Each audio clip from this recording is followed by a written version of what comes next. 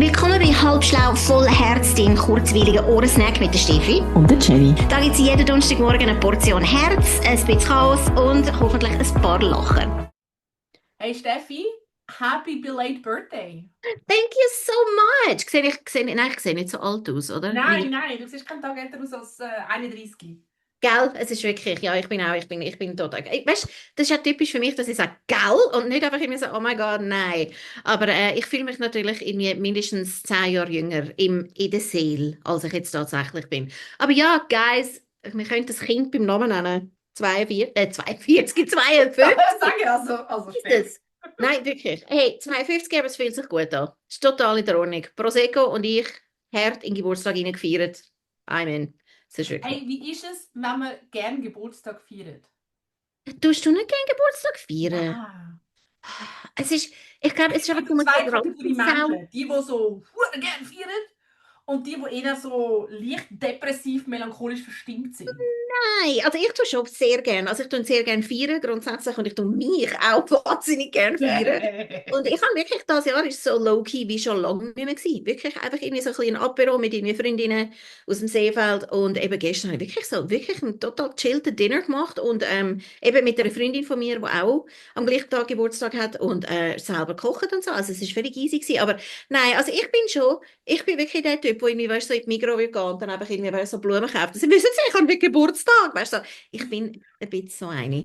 Habe ich es gestern gebracht? Ich habe es, glaube ich, bei jemandem gebracht. Was ich auch gemacht habe, ist auf Social Media, habe ich natürlich schon am Mittag gepostet. Danke für die vielen Glückwünsche.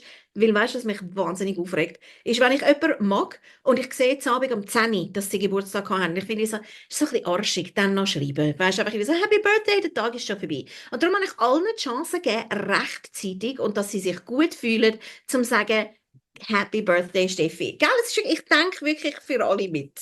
So arschig. Nein, ich bin einfach eine Rampensau. Ich habe einfach Glückwünsche wollen. Aber eben, also, zurück zu dem, ich feiere sehr gerne Geburtstag und jetzt muss ich wieder 364 Tage warten. Es ist okay. Ja, Aber und noch Weihnachten. ja, das kommt super. Aber eben, also wir haben, eben, falls du das jetzt los ist, wir haben aus Versehen, sind wir ein bisschen am Twinnen heute, Jennifer und ich. Wir haben so beide so ein bisschen das Farbkonzept. Ich habe Leo, sie ist mehr so ein bisschen, Du bist pro Leo. es ist wirklich so, wir sind sehr pro Leo, aber einfach die Brauntöne haben heute gewonnen. Und ich finde, es passt auch, so ein bisschen zu dem herbstigen Wetter. Es ist wirklich so. Aber hey, Steffi, was hast du für deinen Geburtstag nicht gekauft? Also, was ich nicht gekauft habe zu meinem Geburtstag, ist das mal ein Kochbuch.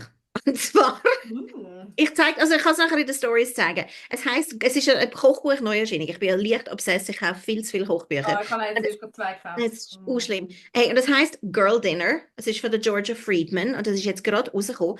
Und es ist einfach irgendwie so ein Herz-Instagram-Kochbuch, wo eine wirklich eben das Konzept von der Girl Dinners einfach, weißt du, so wirklich so mega schick und farbig präsentieren. Und ich will einen Teller für dich oder einen Teller für deine Freundinnen. Und mir gefällt einfach, also ich habe es nicht gekauft, aber ich habe darin rumgeblättert und ich habe gefunden, es ist so recht assi. Weißt du, so, als Mutter und Ehefrau bringst du so ein Kochbuch heim, wo weißt du, so, Girl Dinner, weißt du, so, hey, wenn ihr euch nicht zusammenreisst, ist das meine Zukunft. Einfach für mich irgendein Blättchen machen, ein schickes. Nein, aber ich habe es nicht gekauft. Aber es ist herzig. Hat mir schon noch gefallen. Es könnte sich ja jeder einfach ein Blättchen aus dem Buch machen. Dann hat er einfach irgendwie 4 verschiedene Blättchen, aber jeder hat ein Blättchen. Das ist schon, aber dann tun wir die, ja, sie sind schon zum Teil. Aber eben, und vor allem irgendwie so quasi, was ist dann, wenn ein Boy reinlangt in den Girl Dinner Teller? Ich weiß es nicht. Aber anyway, also ich habe es zusammengerissen, es wären nur 32 Franken gewesen, aber ich habe gefunden, nicht, machen wir nicht. Was hast du nicht gekauft diese Woche? Also wenn ihr uns auf Instagram Stories folgt, dann habt ihr können abstimmen über «Oh Gott, not a Vibe» oder «Gang sofort zurück und holen». Ich habe im Globus, also ich sehe jetzt schon gerade Eye-Rolls, aber bear with me. Ich habe im Globus ein Jellycat gesehen, Ja. aber ein Jellycat Handtäschchen. Und das Handtäschchen sieht aus wie eine graue, hässige Wolke mit so einem Latsch. Und ich habe gefunden, es ist einfach schon recht ein guter Mood. Ja, eigentlich schon. Aber du hast dich wirklich zusammengerissen. Ja, ich habe es noch nicht. Ja, es ist dir gerade rausgerutscht. Du hast nicht gesagt, nicht. Ich wollte versprechen. Es ist wirklich so. Vielleicht müssen wir dann demnächst, irgendwie so, wenn der Podcast noch lange weitergeht, müssen wir noch eine neue Rubrik einführen, wo ganz am Schluss ist, Shit, I actually went back and bought. Also von dem her, Das das ist kann... so. Ja, aber weißt du, ich dachte, ey, weißt du, ich tue es auf Instagram Stories, dann sagen alle, oh, Jenny kauft den Huren ugly Shit nicht. Aha, Das ist okay. 50-50. Ja, das stimmt. Ich bin einfach ein harter Enabler. Also es ist irgendwie so, unsere Beziehung No use, wirklich. relativ schnell ungesund werden, weil ich immer finde, ich mir so, gönn's dir, das ist so gut. Ja, ich weiß nicht, wie lange das Strap ist. Ich müsste mal schauen, wie lange das Strap ist. Aber es ist schon cute. Also ich verstehe dich total und ich kann es nochmal in der Story anschauen. Ich hoffe, es ist noch da oben, sonst zeigst du mir noch. Ja, Ist gut. Okay, genau. das ist super. Hey, also ich bin im Fall mega parat, weil ich habe, also ich habe so ein bisschen eine ausführliche Am I the Asshole-Geschichte von der Woche, wo ich ein bisschen ausholen muss. Und es geht um... Immer ausholen. Ich meine, das ist einfach mein Leben. Aber es geht um Basteln. Also ich habe jetzt herausgefunden, wir dürfen nicht mehr Basteln sagen, es ist gestaltet. Nein, es geht um Häkeln, um genau zu sein. Oh. Und falls Ja. irgendwer jetzt am Hören ist und so, das wäre jetzt der Moment, wo du könntest einen Tee kochen und so. Aber Häkeln kann polarisieren. Bist du bereit?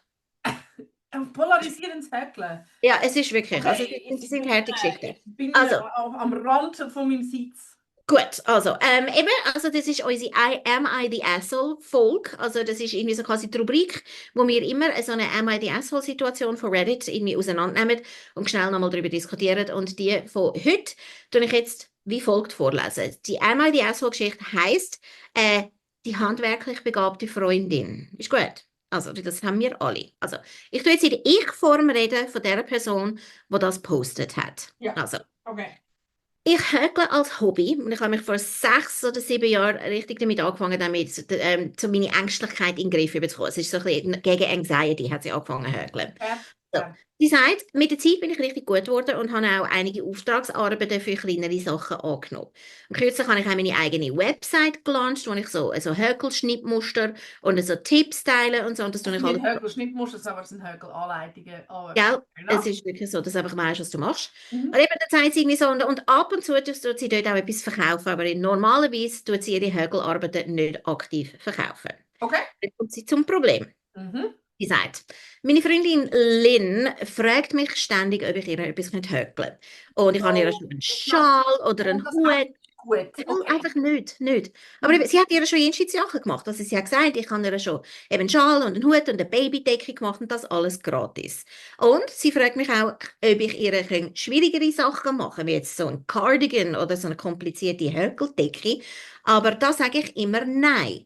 Weil, während ich die Lynn ganz gern habe, ist sie sehr fordernd und ich hökle eigentlich nur zum Spass und möchte mich nicht verpflichtet fühlen, etwas unter Zeitdruck fertigzustellen. Okay.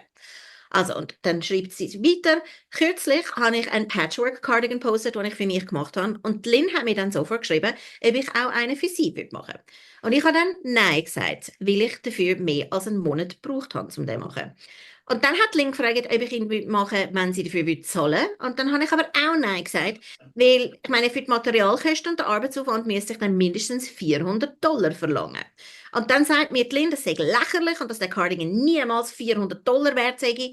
Und dann habe ich ihr gesagt, ich sei total einverstanden, das sei nicht so viel wert. Und genau das ist der Grund, wieso dass ich normalerweise nichts auf Auftrag mache und lieber die Sachen, die ich freiwillig mache, auch verschenke an meine Freunde. Und dann hat Lynn gesagt, ich sei gierig. Also in Wirklichkeit, sagt jetzt die Posterin weiter, in Wirklichkeit würde ich, wenn ich den Auftrag jetzt tatsächlich wieder annehmen für die Lynn, wahrscheinlich etwa $75 verlangen, das sind dreifache Materialkosten, und dafür etwa 2 Monate Zeit brauchen oder haben wollen, um den zu hökeln. Aber sie hat einfach den hohen Preis genannt, weil sie die Lynn hat abschrecken wollte, sie nochmal zu fragen. Und jetzt fragt sie, bin ich das Arschloch, dass ich ihr so einen hanebüchernen Preis genannt habe? Also, Ja, also ich meine, Disclaimer, ich tue nicht häkeln, ich tue Lismen. okay. Ich habe die Situation auch schon sehr ähnlich gehabt. Mhm. Ist gut. Und also, ihre Freundin ist einfach ganz klar ein Arschloch. Und sie ist halt auch einfach, sie sollte halt so Boundaries und so. Wäre ein sehr gutes Thema für in der Therapie. Mhm. Äh, aber das Grundproblem ist halt einfach, die Leute haben einfach keine Ahnung mehr oder kein Verständnis mehr, was Kleidung darf oder sollte kosten. Ja. Oder? Mhm. Also ich meine, du gehst einfach zu Shein und du gehst zu fucking Primark und irgendwie machst irgendwie einen $200 Haul bei Shein für irgendwie 50 beschissene Teile oder so. Ja. Ja. Schlecht für die Umwelt, schlecht für dein Portemonnaie, schlecht für die Gesellschaft, schlecht für alle. Oder? Und ich habe das auch schon mal gehabt, dass jemand kam und so, oh, den Cardigan, den finde ich mega lässig, kostet mir auch so eine Lisme. Dann habe ich gesagt, ja, also das Material allein ist 250 Franken. Mhm. Und wenn ich einen Stundenlohn würde rechnen, wo ich irgendwie finde, für den liess mich gern, dann sind wir halt bei irgendwie so 700, 800 Franken für einen Cardigan. Also weißt du, so einen Knielangen, weißt du, so halt, oder? Ja. Ein Jäckchen und Also, so Knielang. ja. Und da Ist ja, hast ja. du halt dann einfach. Es It is ist so. what it is. Es ist schlecht. Also weißt du, ich meine, ich lese mir halt nicht mit irgendwelchen beschissenen Polyesterwolle. Ähm, Ja. Mhm. und dann it is what it is.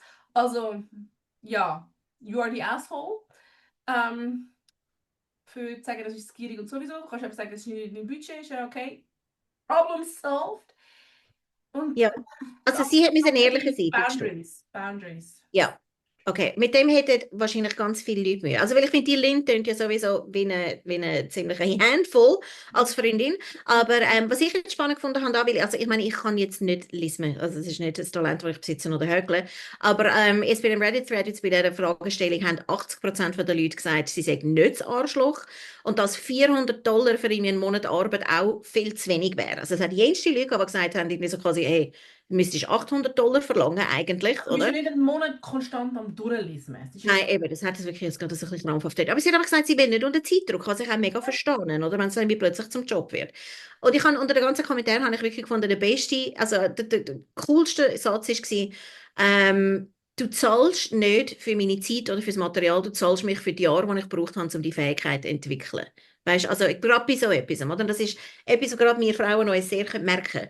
Weißt, dass wenn wir einfach irgendwie einen Skill haben, wo wir finden, einfach irgendwie, weißt, so, eben, es ist nicht, wenn ich das jetzt irgendwie anbiete, ich weiß doch auch nicht, Social Media Consulting, whatever, oder? Dass eben ein Preis ist gerechtfertigt, weil du einfach hure viel Knowledge hast und du hast mega viel Zeit investiert, um das überhaupt können machen, oder? Das, um das zu lernen. Und das finde ich irgendwie recht legitim. Also, ja, fix. Und ich meine, es stößt jetzt auch eine wunderbare Diskussion an, über was wir oder was sehr viele Selbstständige in der Schweiz ja machen, ist auf Stundenlohn verrechnen. ja. Mhm. Yes. Und das wäre, ist ja genau die Thematik, dass es eben Mhm. eigentlich völliger Brunz ist, auf Stundenlohn zu Ja. rechnen. Ich meine, wenn ich Design, Layout oder Designs mache, habe ich halt einfach vielleicht einen halben Tag. Und wieso sollte ich dann nur für 4 Stunden bezahlt werden, wenn jemand 8 Stunden hat für den Scheiß, oder? Ja. Also, ja, es ist halt grundsätzlich eine Thematik. Ja. Ja. Also ich finde es aktuell und ich finde, sie soll der Lynn auf keinen Fall den scheiß Cardigan Nein, regeln nein. Hm. und total legitim. Und ich finde das jetzt auch ein bisschen ein Aufruf an die, die zulassen. Es ist wirklich, es gibt ganz viele Leute, die einfach irgendwie so Hobby, weißt, mir fällt es auch nicht in den Sinn, wenn jemand sagt, irgendwie, weißt, so, wo irgendwie Guetzli mitbringt und sage ich, wow, so ein feines Guetzli machst du mir auch mal. Ich finde, das machst du einfach wie nicht. Das ist etwas, wenn jemand so ein Hobby hat und das Talent, zum etwas herstellen, dann ist es mega nett, dann ist es ihre grosszügige Geste, weißt, und sie können das auch, sie dürfen das auch wie selber wählen, mit wem das sie das teilen. Und ich finde es total weird, also plötzlich so Aufträge zu machen. Weißt du, oder irgendwie so quasi zu sagen, ich möchte etwas bei dir kaufen. Das finde ich strange. Eben. Ja, gut, du kannst natürlich schon sagen, ich möchte bei dir etwas kaufen, wenn du natürlich halt einfach wirklich realistische Vorstellungen hast, was das Ja, bedeutet das ist, vom Preis her irgendwie. das ist auch wieder Und dann, wahr. wenn du Also, nachher merkst, es entspricht nicht deinem Budget, dass du halt einfach sagst, hey, danke für den Preis, es entspricht jetzt gerade nicht meinem Budget, aber hey, best ja, of luck, oder? ja, Anstatt nachher, also ja. das ist wirklich so. Und das andere ist halt einfach auch wieder, ich glaube, das ist sie jetzt nicht, aber grundsätzlich mache ich das manchmal auch irgendwie in meinen Coachings kommen ab und zu Frauen, die irgendwie finden, sie machen irgendetwas eben mit der Hand, Töpfern, Lismen, irgendetwas. Und also ich meine, ich habe ja auch noch angefangen zu lesen, weil meine Therapeutin gesagt hat, sie, Frau Olter, es wäre mal gut, sie machen etwas mit der Hand, nicht so im Kopf und so. Ähm, Okay. und dann habe ich gedacht, well. Und nein, anyway, also das halt häufig Frauen das Gefühl haben, wenn ich jetzt da einfach so sinnbefreit einfach ein bisschen etwas bastle, dann muss ich das irgendwie zu einem Side-Hustle machen, damit ich Genau. dem etwas verdiene. Und nein, du Ja, musst nicht. Du darfst es auch einfach machen, weil du Freude hast. Oder einfach so. ja. Es Es muss ist nicht wirklich, gerade irgendwie ein fucking Etsy-Shop sein und ein Side-Hustle und so. Also, please. es ist wirklich. Also, entspannt euch und häkelt einfach vor euch hin. Ja, einfach für den Free to Frieden. Crochet. Nein, es ist so. Crochet for freedom. Oh, Crochet das for ist wirklich- und jetzt haben wir schon freedom. unser Merch. Das ist wirklich, ich will die ganze Crochet Zeit for freedom. Notizen machen. Es ist Ja, aber wirklich, ich mache kein Crochet. Ich bin im Häkeln. hey, Aber Knitting for Peace könnt ihr jetzt machen. ja, das fände ich im Fall auch total schön. Knitting for Peace. Okay, also wir haben schon 4 T-Shirts, die wir in Auftrag geben. Ich finde das Oh, wunderbar. dear Lord. Wunderbar. Ja. Nein, aber ich kann noch ganz eine kurze Anekdote erzählen, bevor wir weitermachen. Gell, also, gell, unser ursprüngliches Konzept. Chill. 15 Minuten, nein, das schaffen wir nie. Aber eben, das ist mein Wunsch gewesen mit dem Podcast, dass wir wirklich da einfach irgendwie so eine Viertelstunde, aber das schaffen wir sowieso, haben wir noch Ja, kein mach einziges 20 schon. Minuten, Steffi. Okay, 20 Minuten ist okay. Aber eben von wegen, irgendwie, weißt du, so quasi Skills und irgendwie, weißt du, so Handwerk. Ich glaube, das ist eines der schönsten Geburtstagsgeschenke, das immer wieder, was ich je bekommen habe, ist vor 2 Jahren, als ich 50 geworden bin, haben ganz viele von meinen Freunden sich zusammengetan und haben, das klingt jetzt so ein bisschen very bougie, aber sie haben mir einen handgelismeten Kaschmir-Pullover geschenkt. Und ich durfte die Wolle aussuchen und wir haben eine Lismerin, eine Profi-Lismerin irgendwie engagiert, wo der Pulli genau nach einem Schnittmuster, weißt du, also nach einem Pulli, den ich schon hatte, hat sie den angelismet und sie hat wirklich auch etwa 2 Monate gebraucht. Und es ist, jedes Mal, wenn ich den anlege, es ist einfach wie so eine grosse Umarmung von allen meinen Freunden. Und ich weiss, der ist auch vierstellig gewesen. Weißt du, einfach irgendwie so, das it's a big deal. Eben so quasi das Material und die Wolle und so. Aber es ist ein wahnsinniger Luxus, finde ich. Weißt du, so etwas selber gemacht zu können tragen, finde ich schon sehr les. Also, anyway, Klammer zu. I just wanted to say, Ja, also weißt, ja. ich mache immer ein grosses Strickprojekt im Jahr. Mhm. Pulli oder ein Cardigan oder eine Weste. Und ich meine, die Weste habe ich jetzt irgendwie vor 2 Wochen fertig gemacht. Und ich meine, ich habe irgendwie im fucking Februar angefangen oder so. Okay. Aber Ja, gratuliere.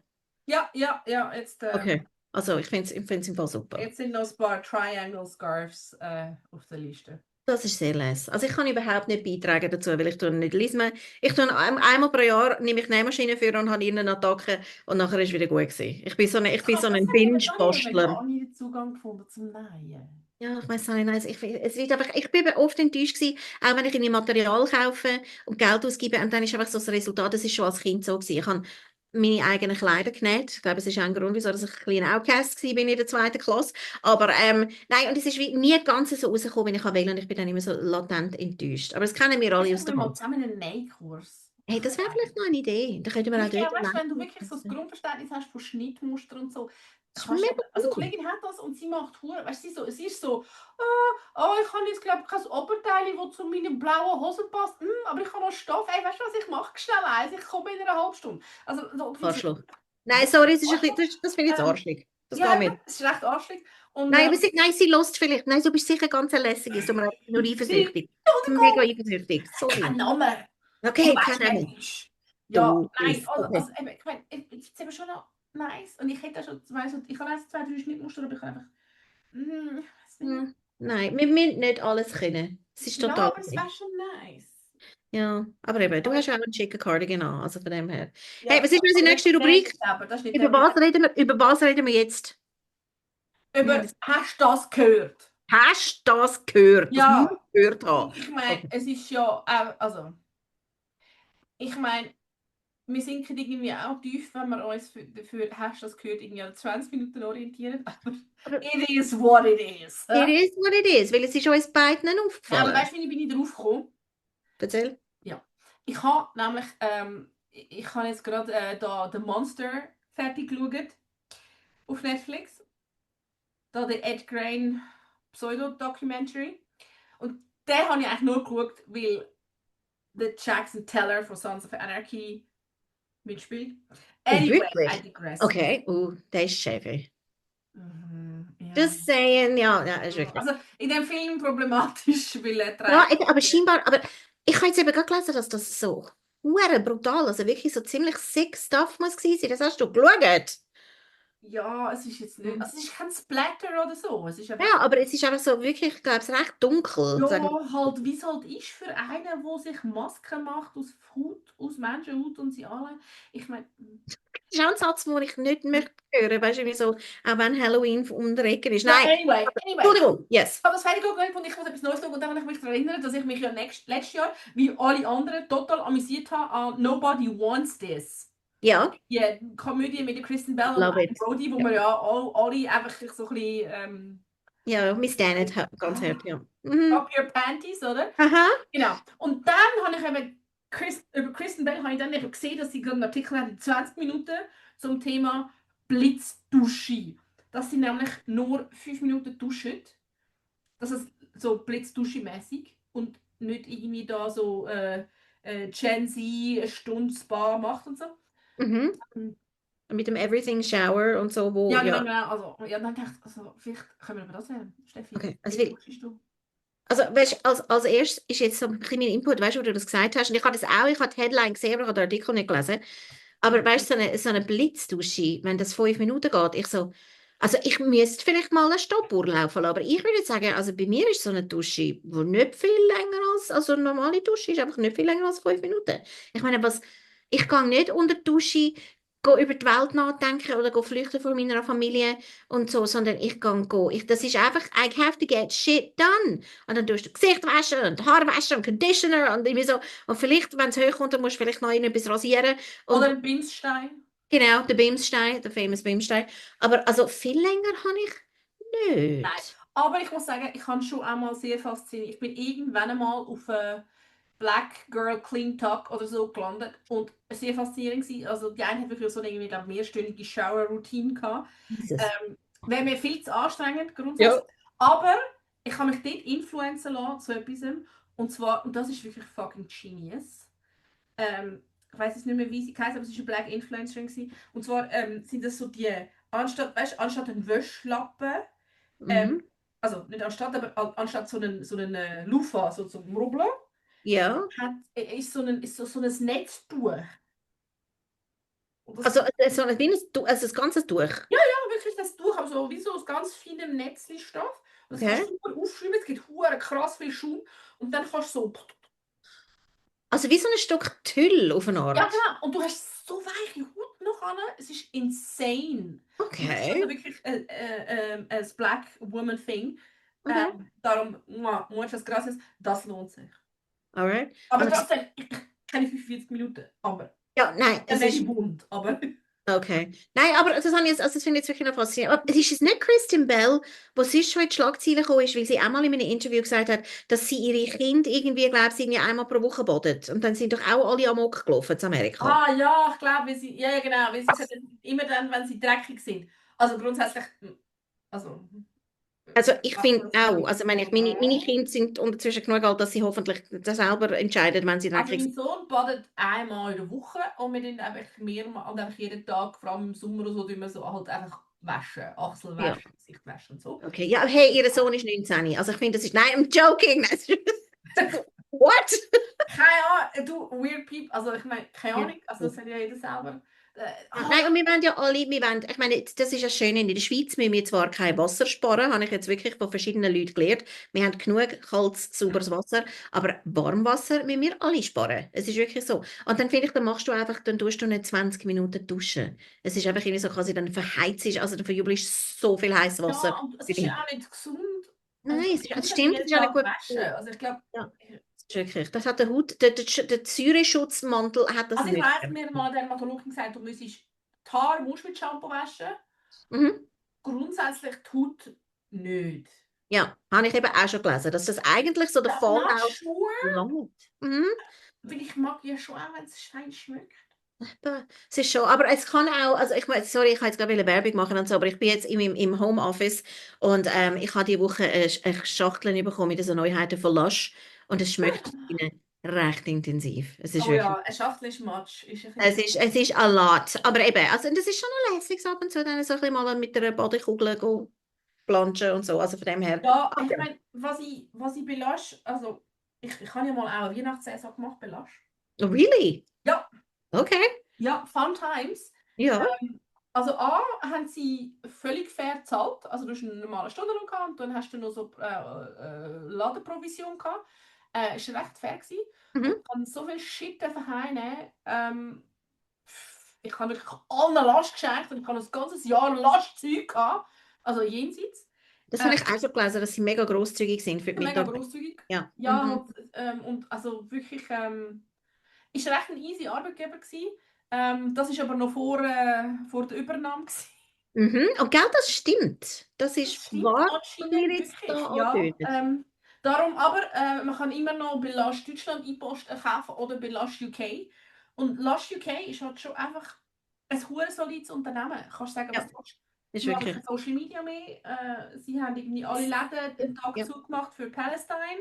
Aha. Ein hure Ja, solides Unternehmen. Kannst sagen, was ja. du willst. They put their money where their mouth is. Und wir müssen jetzt einfach schnell sagen, Lush Schweiz, also wenn wir jetzt wieder um den Brei reden, also sorry, wir können es glaube ich wirklich sagen, aber das gehört irgendwie so im Umfeld von der Familie Lederach, gell? Ja, also ich weiß eben nicht, ob es wirklich Familien ist, aber ich glaube, jemand von der Führungsriege oder von der C-Suite Ja. von Lederach hat, hat Lush übernommen. Irgendwie, that's how the Ja. story goes. Und da sind, also ja, da tun wir uns jetzt schnell positionieren und ich esse ja auch kein Lederach-Schoki aus diversen Gründen. Also von dem her, Genau, genau. Womit wir jetzt Wenn ihr auch. Schöckeli braucht, gehen zum Sprüngli. Es ist so, wir lieben, und das ist einfach ein schöner Bogen, weil das, was Jenny und mich ja auch verbindet, ist, dass wir nicht nur deine Fat Best Friends sind, sondern wir haben absurderweise beide Zöliakie. Und für Unwissende ist das Glutenunverträglichkeit. Ja. Und Gluten hat im Fall, Lederach-Schoki hat zum Beispiel, die machen alles mit Gerstenmalzextrakt. Ja, Also wir dürfen das Lindau. jeden essen. Es ist so ein bisschen, weißt du, etwas boykottieren, was ich sowieso nicht darf. Aber gleich. Und Sprüngli hat das sozusagen nicht. Den musst du auch ab und zu fragen, aber ja, also, Ja, Sprüngli. Also die Luxemburgli sind safe und die meisten Pralinen auch. ja, es ist so. Driftenschur ist mein grosses Glücksgefühl. Wenn ich richtig das Gefühl habe, ich möchte mir etwas gönnen, ich habe gesagt, I'm too old for cheap chocolate. Und also wenn ich wirklich Lust habe auf Schoki, dann einfach also lieber in Sprüngli und kaufe mir einfach 2 Driftenschur für irgendwie 7 Franken. Aber das ist wirklich für mich Scheiße. einfach the best. Ja. The best! Aber wieso, dass wir eigentlich auf das gekommen sind mit der Zöliakie? Für all die nicht Zöliakie haben, die kennen Sensa nicht. Nein, Sensa ist... jetzt wieder schauen, jetzt können wir es im Fall, als wären wir, weißt du, so quasi totale Groupies. It's true. Und es sieht, ich weiß, es sieht ein bisschen weird aus, aber das ist quasi, das ist das Blatt von der, also es ist das Magazin von der IG Zöliakie, es ist quasi das Vereinsblatt, oder? Ja. Also, was ich schon gerne mal möchte machen, ist mit den Leuten über das Logo reden. Das finde ich so dermaßen Ich potent. finde es im Fall, aber dafür ist das neue Layout, sie haben sich recht Mühe gegeben, das Logo Ja, finde sie haben ich sich mega nicht Mühe gegeben. schön. Das Layout ist okay. Mit dem Nein, kann das ich sieht aus leben. wie so ein Jugendclub von 1991. Ich Ja, weiß es also auch. mit dem Layout kann ich leben. Der Inhalt ist auch mega viel besser geworden. Ja, Ich habe dort etwas Neues gelernt und alle, die jetzt Zöliakie haben, machen so. Aber es geht einfach nochmal schnell, wenn ich nochmal sagen, es ist eben nicht einfach nur so halt im Essen. Und ich habe nicht gewusst, dass es wirklich so krass ist. Und zwar, es gibt jetzt ja immer mehr also Einweggeschirrbecher und so weiter auf Basis von Weizenkleien oder zum Beispiel auch, was ich erst mal hatte, ich habe mal in so einer Buschi-Bar in Zürich, ist in meinem Cocktail ein Teigwarenröhrchen gewesen. genau, das hure Pasta-Röhrli. Wo ich dann gefunden habe, jetzt ist nicht einmal mehr was ist das gewesen? Ich glaube, es war ein PIM so 5 gewesen. Es ist nicht einmal mein PIM safe. Ja. Habe ich gesagt, Entschuldigung, kann ich jetzt so geben? Ich hätte gerne Rührli. Ich habe nicht gewusst, dass die jetzt Pasta-Rührli haben. Ja. Und es ist also wirklich so, sie haben es gemessen. Besteck ist unproblematisch. Rührli aus Hartweizendiesel, also die Pasta-Rührli, sind über der Menge Mhm. am Glutengehalt. Und ganz schlimm sind, also Becher sind okay und ganz schlimm sind Teller. Ja, Teller scheinbar. Ja, also das ist wirklich etwas, wo man sich eigentlich als nicht zöliakie Betroffene irgendwie gar nicht überlegt, wo man irgendwie findet, wow, hure geil, weniger Plastik. Und ich finde Ja. auch, wow, hure geil, weniger Plastik, aber das hilft eben mir nicht. Es ist so. Also falls ihr Zöliakie-Freunde habt, oder, dann müsst ihr das vielleicht auch auf das schauen. Also das Wegwerfgeschirr aus natürlichen, biologisch abbaubaren Materialien. Eben, muss ein bisschen schauen, wenn es Weizenklein ist das nicht für deine Zöliakie-Freunde. Just saying. Ja. Okay, ja, aber das ist eigentlich schon... Also ich finde es eigentlich lässig, wenn wir irgendwie miteinander... Weißt du, so, «Mann, hast du die neue Nummer bekommen?» Aber also, anyway, und eben Jenny und ich haben uns übrigens letzte Woche getroffen. Wir haben gefunden, wir müssen irgendwie mal ein bisschen Bildmaterial machen für den Podcast und sind in Zürich in der Miuco gewesen, La Gourmandise Miuco. Und das ist schon, sorry, das kann niemand verstehen, wo keine Zöliakie hat, wie geil das ist, wenn du kannst in einen Kaffee laufen und dann hat es eine Torte in der Auslage, da findest du, ich hätte gerne 2 Stück von dem. Weil sie einfach glutenfreie, ziemlich coole Torte Ja, in der und so. Also, Schweiz. eben, es ist In so. der Schweiz. Und das In behalten wir uns. Irland habe ich jedes beschissene Kaffee am Arsch der Welt und sie haben immer mindestens etwas von glutenfrei. Es ist so, es ist so. Eben, also das sparen wir uns auf für zukünftige Folgen, weil Jenny und ich sind beide recht gut im Reisen und uns durch irgendwelche Städte durchschlemmen auf glutenfreie. Haben wir nicht noch einen Dublin-Trip offen eigentlich? Nein, es ist wirklich... Also nein, wir haben gesagt, Paris ist irgendwie so quasi, das ist auch, wir werden ein paar Ja, aber Podcasts können wir holen nicht wollen in Paris. Dublin, wenn wir einfach irgendwie so, gell, wäre schon alles. So ein Wintertrip wäre ich also dabei. So ein Pre-Christmas. Das wäre schon ziemlich nice. So Christmas Shopping im Powerscourt Townhouse oder so. Das wäre schon sehr les. Also gut, ich fange jetzt an wieder Lotto spielen, ist gut? Ja, das ist gut. Ich hole mal ein Rubbellöschen. Ja, gut. Also, hey, ich würde sagen, wir haben es erledigt. Und ich frage immer, weißt du, als wärst du die Frau mit der grossen Digitaluhr, aber ich glaube, unser Vorhaben, dass wir eigentlich so relativ in einigermaßen knapper Zeit einfach irgendwie so, wenn unser wöchentlicher Check-up machen, ist auch das mal wieder total gelungen, oder?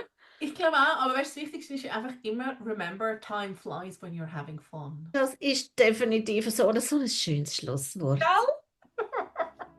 Bis zum nächsten Mal. Bis zum nächsten Mal. Tschüss zusammen. Tschüss zusammen. Das war halb schlau, voll Herz, dein Ohrensnack mit der Steffi. Und der Jenny. Wenn es dir gefallen hat, folge uns, teile die Folge mit deinem Lieblingsmensch und schreib uns, welchen Ohrensnack du dir fürs nächste Mal wünschst. Wir freuen uns auf den nächsten Donnerstag mit dir und vergiss nicht, ein bisschen halbschlau langt, solange das Herz voll ist.